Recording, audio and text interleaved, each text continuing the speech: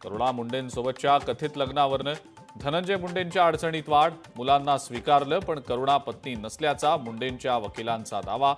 धनंजय मुंडेंच्या याचिकेवर आता पुढची सुनावणी 5 एप्रिलला.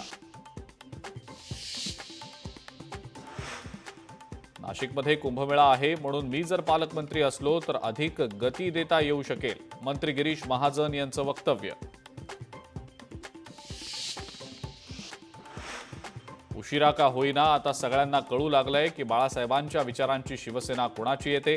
ठाकरेंच्या पदाधिकाऱ्यांना भिंग घेऊन शोधावं लागतंय. उदय सामंतांनी उद्धव ठाकरेंना डिवचलं.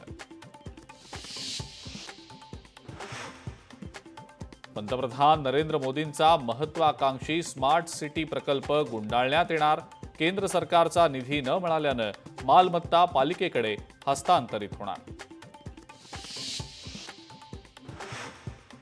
महापुरुषांचा अवमान करणाऱ्यांवर मोक्कासारखे कायदे लावा. विशेष अधिवेशन बोलावून कायदा करा. उदयनराजे भोसलेंची सरकारकडे मागणी. सुदर्शन घुलेनं संतोष देशमुखांना जीवे मारण्याची धमकी दिली होती. आवादा कंपनी बाहेरील चहाच्या टपरीवर चहा पिणाऱ्या प्रत्यक्षदर्शीचा जबाब. प्रशांत कोरटकरनं पळून जाण्यासाठी वापरलेली कार पोलिसांकडनं जप्त. कोल्हापूर पोलिसांनी कोल्हापुरात कार आणली. सुरक्षेच्या कारणास्तव कार अज्ञात स्थळी हलवली.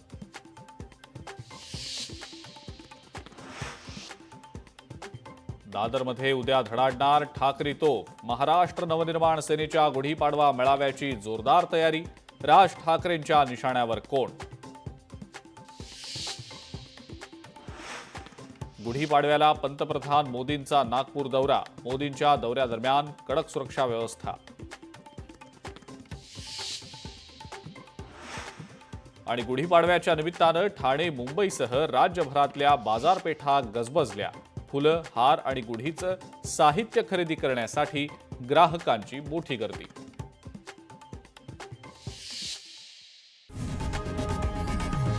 लोकशाही मराठी ऐका, पहा, जागरूक रहा.